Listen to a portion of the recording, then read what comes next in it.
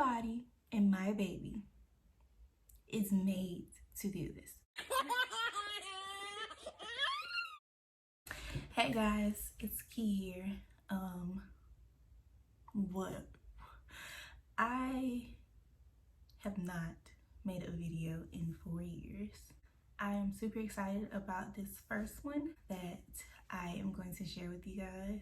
From the title, you can already tell it's my birth story.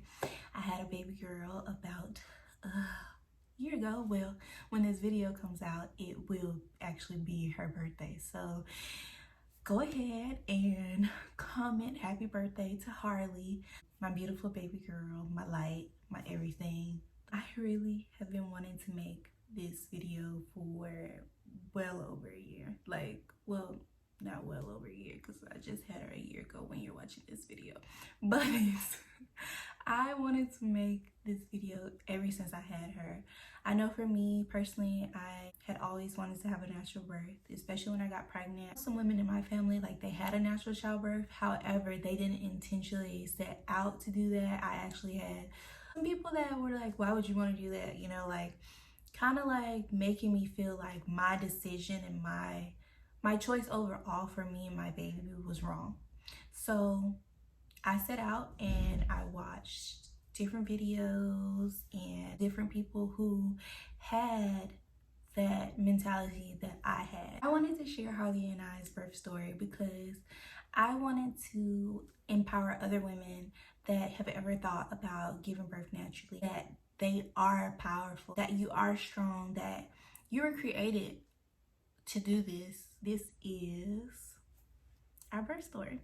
So ended up going to Walmart to get some groceries, and I just really felt completely, I really didn't think I was going into labor. I felt some discomfort, like nothing I had been really experiencing throughout my pregnancy. The discomfort that I was feeling was more so like pressure, like her head had dropped a little bit more than what it was. I told my husband, I don't feel right, like something feels off. I don't know if, like, you know, I am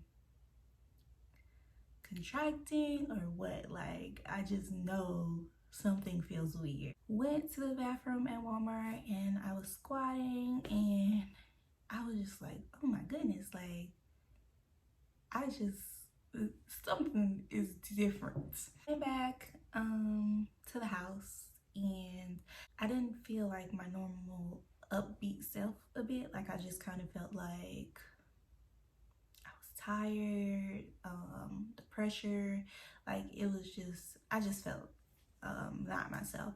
So I laid down and I went to sleep. I kept waking up throughout the night because I was just so uncomfortable. Like, it was like I couldn't find a position that really allowed me to fall asleep, and I could not sleep anymore.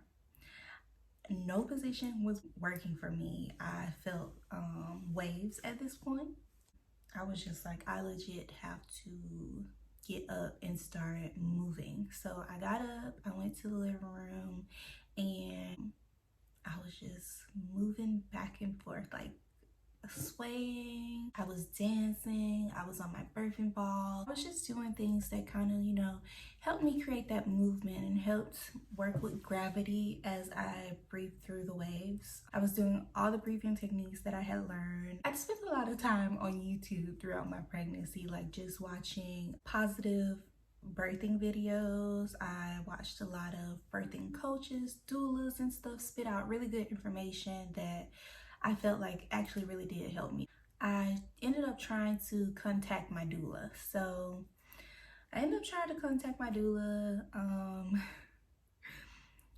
At the time, I think she was asleep and she didn't answer. So I just kept breathing. I ended up actually calling my doctor's office because so this is kind of TMI. I suffer from chronic constipation. I'm not afraid to put it out there. It's normal. It's what people deal with. Throughout my pregnancy, I was actually doing pretty good. I had one really bad situation where, well, let me not lie, I wasn't doing pretty good. It was actually worse while I was pregnant. But I had one really bad bathroom situation where I'm not even gonna go into it, just know it was bad, okay? So I ended up calling my doctor because I felt constipated and I felt like I needed to go. So I wanted to make sure enema was okay while I was pregnant. I ended up calling him and he basically said that, he didn't see a problem with it really. How he said it made me kind of still a little nervous. So I was like, it's okay. I'm not going to do it. Finally, my doula reached out to me. So I ended up going to the doctor's office at 8:30. Had already had my bags packed for like 2 weeks. Went on to the doctor's office with my bags in the car and I got checked. This was actually my first time being checked. I did not get checked throughout my entire pregnancy. Well, let me not say entire pregnancy, like I obviously didn't, but I didn't get checked at, I think it's like the 34-week mark or the 36-week mark where they basically ask you if you want to get checked. I didn't do that personally because I felt like it would kind of play with my mind, mess up my mindset. And I really didn't want anything to get in the way of that. So I ended up going to the doctor's office. I handed the lady my card, told her I want to get checked. I think that I'm in labor. When I got back there, he checked me and turns out I was 4 to 5 centimeters dilated. I think I was like a -2 station and probably like 90% effaced. Basically, they called my hospital and told them I was coming. I got there and they went ahead and hooked me up to the monitors to listen to baby's heartbeat, and everything was really going smoothly. Like I had to sit in the bed for a little bit. It was in my birth plan to be able to have free movement. So the doctors knew that, the nurses knew that, and they said that, I had to be on the monitor for a little bit to just check. But eventually I was able to come off the monitor and kind of like rock back and forth and all this good stuff. I switched in between rocking back and forth, dancing, birthing ball techniques, leaning on the bed, on the side of the bed. I leaned on the back of the bed where the head is as well. That was really good. Like I really liked the positioning of that one.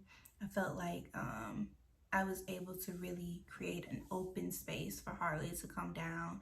And then also it was really good with them applying pressure to my back and stuff to help with the waves. So I use like a whole bunch of different birthing techniques, to be honest. And I think all of that stuff really helped me because I noticed like once I became stagnant for too long, my body just kind of got tired. To be honest, like I listened to music throughout my labor and the dancing really helped. Like for one, I felt like it takes your mind off of it, the pressure and stuff that you may feel, but it also creates that movement that I feel like our body naturally does. Like I had my baby, my body knew exactly what to do, my baby knew exactly what to do. So it wasn't me like sitting there, like I know it sounds kind of may sound a little bit crazy, but it wasn't me like, oh, I need to move like this, I need to move like that. No, it's whatever feels good to you in that moment. Well, it was whatever felt good to me in that moment. At 8 centimeters, I think I was like eating and stuff. Like I did whatever felt good to me, and I ended up losing my mucus plug. It came at different times, but my water broke, and that's when I kind of felt like I started really going into transition phase. I think I got checked again. Now this was my second time being checked, because another thing that was in my birthing plan was I didn't want to be continuously checked. I felt like that was going to affect my mind as well, and if I wasn't progressing, I didn't want to know. I didn't want anything to make me tense up or to make me stress about it, because it was really important for me to allow my body to do what it was naturally going to do. It was really important for me to allow my baby to be born when she wanted to be born, instead of me starting to stress about, oh, well, I was just at 4 to 5 centimeters and now I'm at 6. Like, what's going on? I didn't want to be like that. I was 9 centimeters and at a -1 station. I ended up getting my second round of antibiotics, and after that, I felt constipated. So this is when I kind of had a conversation with myself, and I was like, Kiana, Key, you should have went to the bathroom. You should have used that enema, because now you gotta go and you can't. So I like begged everyone to get me an enema. After that, I still felt like I had to go though. I was like, I just felt like I did not get it all out. And this was like the hardest part for me mentally, because I had an experience when I was pregnant where I literally almost hopped off the toilet because it hurt that bad. So I thought it was that, you know, like I wasn't thinking, oh, it's the pressure from my baby. But the nurse were like, we're pretty sure that you are having this baby. Like what you feel is the pressure from her head. And I was like, are y'all sure? Because I don't think this is what that is. The gas that they use in the dentist's office, you can also use it while you are in labor. But the thing about it is different women respond to it differently. So some women might get nauseous. Some women it might help. Some women it might not help. And I was one of those women that I actually tried the nitrous gas because I was in the transition phase. And at that point, I had not only pressure in my stomach, I had pressure in my anal, and I was feeling waves. So I'm feeling like pressure in 3 different points, and I'm just like, I need some type of relief. So I ended up asking for the nitrous gas and I signed for it. They brought it in. I threw that thing. It did not work for me. It may work for you. It may have worked for you, but it did not work for me. At first, I was actually leaning over the top of the bed where the head is, the head of the bed. And I was leaning over there and I was like pretty open. But one of the nurses recommended that I try to do like the lying down position.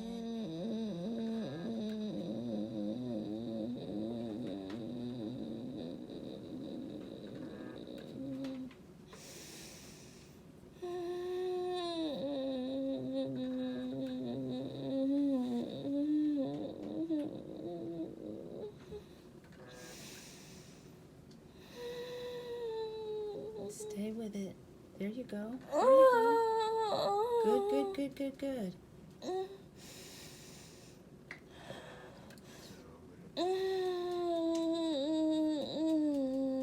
Looking back, I really wish that I would have listened to my body in that moment and just continue to do what I was doing, because I do feel like in those situations you have to work with gravity.